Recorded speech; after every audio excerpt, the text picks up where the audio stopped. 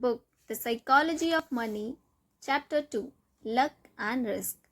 Nothing is as good or as bad as it seems. Luck and risk are siblings.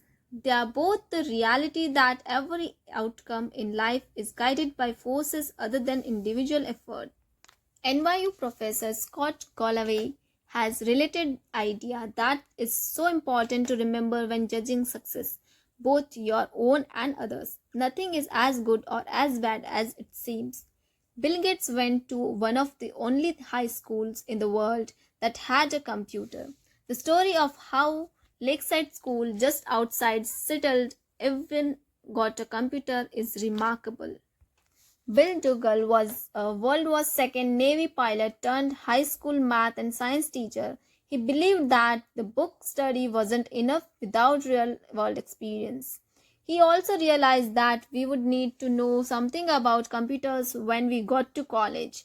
Recall late Microsoft co founder Paul Allen. In 1968, Dougal petitioned the Lakeside School Mothers Club to use the proceeds from the annual roommates sale, about $3,000, to lease a teletype Model 30 computer hooked up to the General Electric mainframe terminal for computer time sharing. The whole idea of time sharing only got invented in 1965, Gates later said. Someone was pretty forward looking. Most university graduate school did not have a computer anywhere near as advanced as Bill Gates had access to in 8th grade, and he could not get enough of it. Gates was 13 years old in 1968 when he met classmate Paul Allen. Allen was also obsessed with the school's computer, and the two hit it off. Lakeside's computer wasn't a part of its general curriculum. It was an independent study program. Bill and Paul could toy away with the things at their leisure, letting their creativity run wild after school. Late into the nights on weekends, they quickly became computing experts. During one of their late night sessions, Allen recalled Gates showing him a Fortune magazine and saying, "What do you think it's like to run a Fortune 500 company?" Allen said. He had no idea. "Maybe we will have our own computer company someday," Gates said. "Microsoft is now worth more than $1 trillion company." A little quick math. In 1968, there were roughly 303 million high school age people in the world, according to the UN. About 18 million of them lived in the United States, and about 270,000 of them lived in Washington state. A little over 100,000 of them lived in the Seattle area, and only about 300 of them attended Lakeside School. Start with 303 million, ends with 300. 1 of a million high school age students attended the high school that had the combination of cash and foresight to buy a computer. Bill Gates happened to be one of them. Gates is not shy about what this meant. If these had been no Lakeside, there would have been no Microsoft, he told the school's graduating class in 2005. Gates strategically smart, even more hardworking, and as a teenager had a vision for computers that even more seasoned computer executives couldn't grasp. He also had a one in a million head start by going to school at Lakeside. Now let me tell you about Gates' friend Kent Evans. He experienced an equally powerful dose of luck's close siblings risk. Bill Gates and Paul Allen became household names thanks to Microsoft's success. But back at Lakeside, there was a third member of this gang of high school computer prodigies. Kent Evans and Bill Gates became friends in 8th grade. Evans was, by Gates' own account, the best student in the class. The two talked on the phone ridiculous amounts. Gates recalls in the documentary Inside Bill's Brain, "I still know Kent's phone number," he says, 525-7851. Evans was as skilled with computers as Gates and Allen. Lakeside once struggled to manually put together the school's class schedule and a mass of complexity to hundreds of students, the classes they need at times that don't conflict with other classes. The school tasked Bill and Kent children by any measures to build a computer program to solve the problem, and it worked. And unlike Paul Allen, Kent shared Bill's business mind and endless ambition. Kent always had the big briefcase like a lawyer's briefcase, Gates recalls. We were always scheming about what we would be doing 5 or 6 years in future. Should we go be CEOs? What kind of impact could you have? Should we go to be generals? Should we go be ambassador? Whatever it was, Bill and Kent knew they would do it together. After reminiscing on his friendship with Kent, Gates trailed off. We would have kept working together. I'm sure we would have gone to college together. Kent could have been a founding partner of Microsoft with Gates and Allen. But it would never happen. Kent died in a mountaineering accident before he graduated high school. Every year there are around 3 dozen mountaineering deaths in United States. The odds of being killed on a mountain in high school are roughly 1 in a million. Bill Gates experienced 1 in a million luck by ending up at Lakeside. Kent Evans experienced 1 in a million risk by never getting to finish what he and Gates set out to achieve. The same force, the same magnitude, working in opposite direction. Luck and risk are both the reality that every outcome in life is guided by forces other than individual effort. They are so similar that you can't believe in one without equally respecting the other. They both happen because the world is too complex to allow 100% of your actions to dictate 100% of your outcomes. They are driven by the same thing. You are one person in one game with 7 billion other people and infinite moving parts. The accidental impact of actions outside of your control can be more consequential than the ones you consequently take. But both are so hard to measure and hard to accept that they too often go overlooked. For every Bill Gates, there is a Kent Evans who was just as skilled and driven but ended up on the other side of life rollers. If you give luck and risk their proper respect, you realize that when judging people's financial success, both your own and others, it's never as good or as bad it seems. Years ago, I asked economist Robert Shiller, who won the Nobel Prize in Economics, what do you want to know about investing that we can't know? The exact role of luck in successful outcomes, he answered. I love that response because no one actually thinks luck doesn't play a role in financial success. But since it's hard to quantify luck and rude to suggest people's success is owed to it, the default stance is often to implicitly ignore luck as a factor of success. If I say there are a million investors in the world, by sheer chance, would you expect 10 of them to become billionaire predominantly of luck? You would reply, of course, but then if I ask you to name those investors to their face, you will likely back down.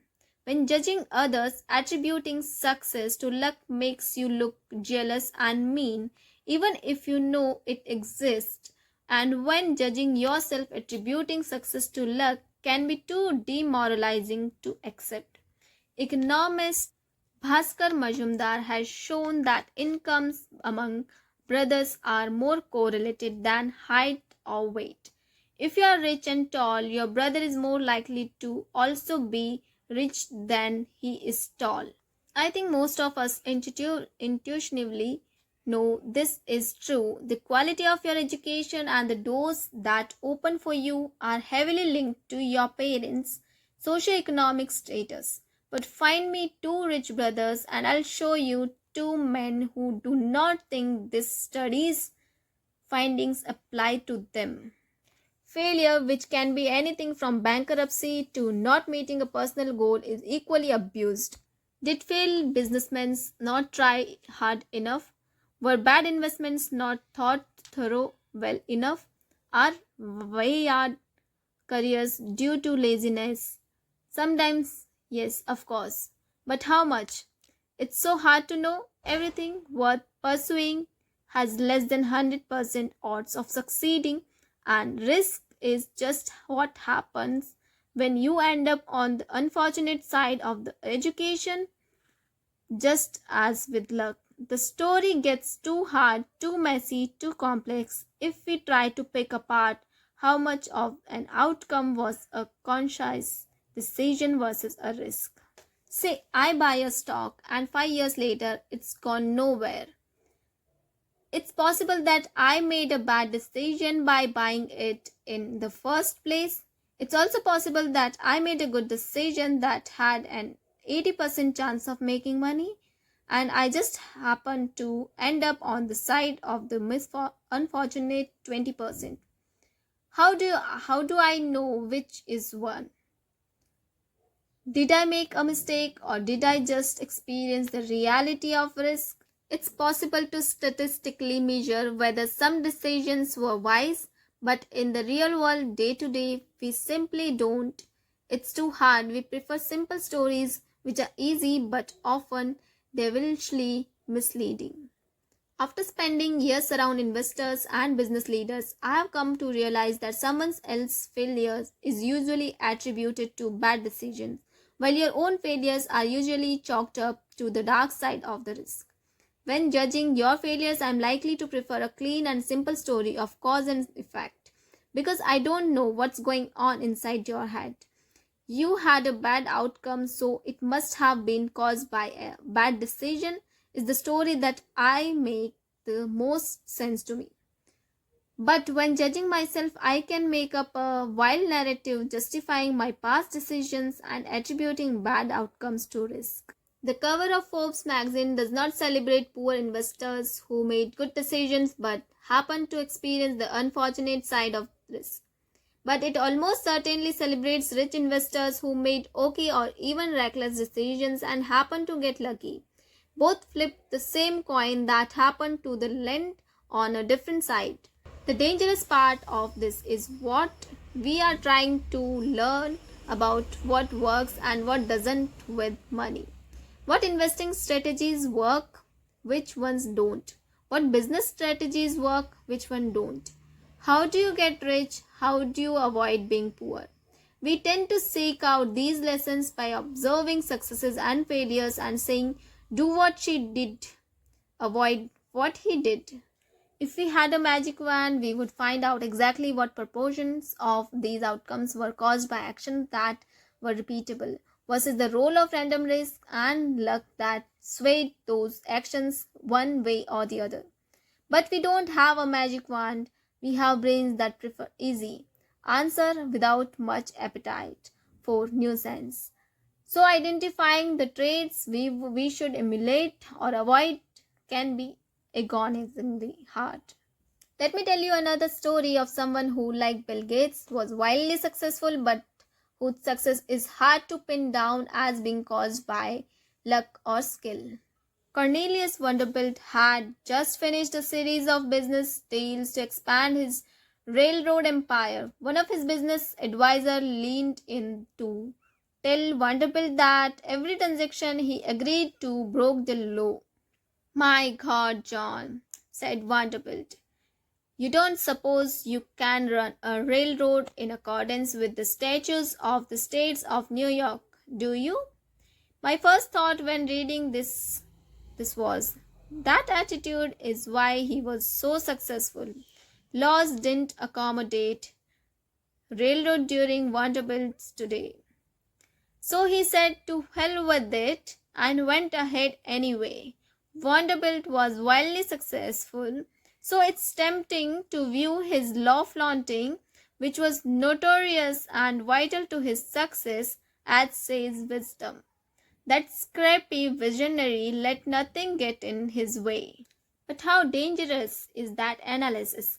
No sane person would recommend flagrant crime as an entrepreneurial trait.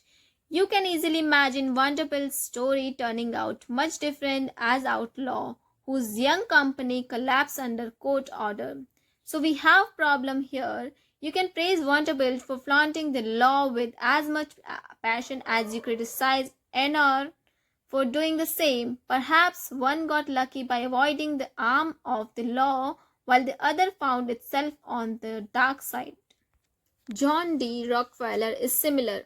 His frequent circumventing of the law.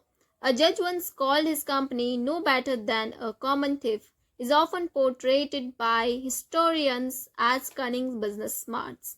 Maybe it was, but when does the narrative shift from "you didn't let outdated laws get in the way of innovation" to "you committed a crime"? Or how little would the story have to shift for the narrative to have turned from "Rockefeller was a genius, try to learn from his successes" to "Rockefeller was a criminal, try to learn from his business failures"?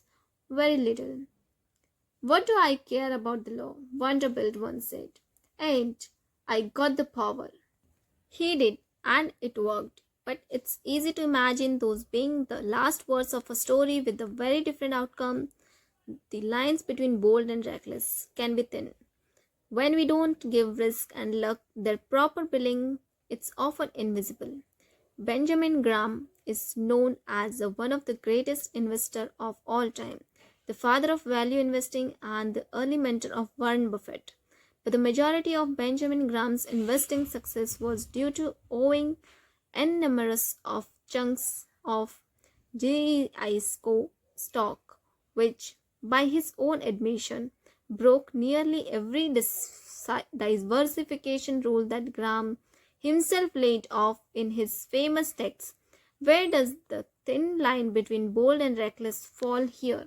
I don't know.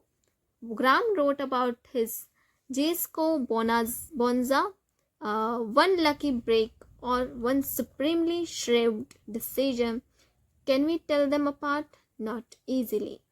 We similarly think Mark Zuckerberg is a genius for turning down Yahoo. Yahoo's 2006 $1 billion offer to buy his company. He saw the future and stuck in his guns. But people criticize Yahoo with as much passion for turning down its own big buyout offer from Microsoft. Those fools should have cashed out while they could. What is the lesson for entrepreneurs here? I have no idea, because risk and luck are so hard to pin down.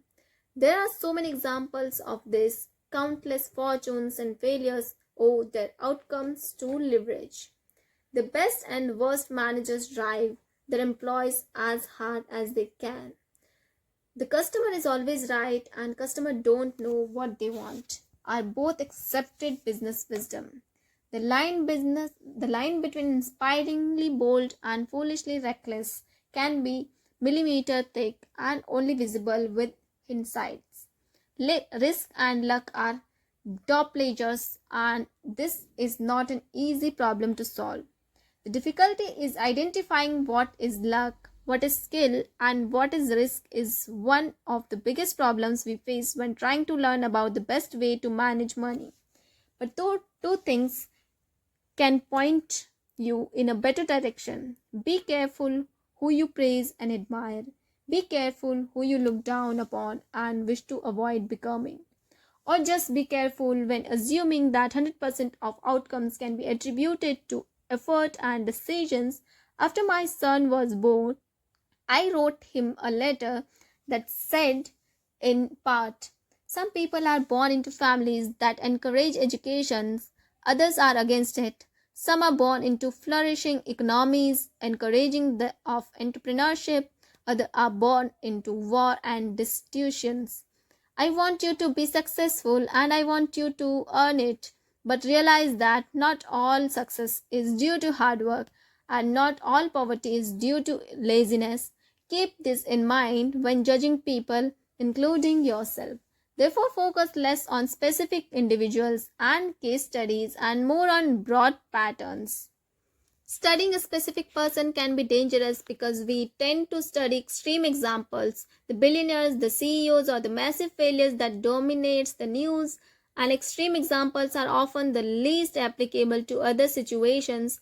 Given their complexity, the more extreme the outcome, the less likely you can apply its lesson to your own life. Because the more likely the outcome was influenced by extreme ends of luck or risk. You will get closer to actionable takeaways by looking for broad patterns of success and failures. The more common the pattern, the more applicable it might be to your life. Trying to trying to emulate Warren Buffett's investment success is hard because his results are so extreme that the role of luck in his lifetime performance is very likely high, and luck isn't something you can reliably emulate. But realizing, as we all see in chapter 7, that people who have control over their time tend to be happier in life is a broad and common enough observation that you can do something with it. My favorite historian, Frederick Lewis Allen, spent his career depicting the life of the average median American, how they lived, how they changed, what they did for work, what they ate for dinner, etc. There are more relevant lessons to take away from this kind of broad observation than there are in studying the extreme characters that tend to dominate the news. Bill Gates once said, "Success is lousy teacher. It seduces smart people into thinking they can't lose." When things are going extremely well, realize it's not as good as you think. You're not invincible. And if you acknowledge that luck brought you success, then you have to believe in luck's cousin, risk, which can turn your story around just as quickly. But the same is true in the other direction. Failure can be a lousy teacher because it seduces smart people into thinking their directions were terrible when sometimes they just reflect the unforgiving realities of risk. The trick when dealing with failures is arranging your financial life in a way that a bad investment here and a missed financial goal there won't wipe you out, so you can keep playing until the odds fall in your favor. But more important is that as much as we recognize the role of luck in success, the role of risk means we should forgive ourselves and leave room for understanding when judging failures. Nothing is as good as it seems. Nothing is as bad as it seems. Now let's look at the stories of two people who pushed their luck.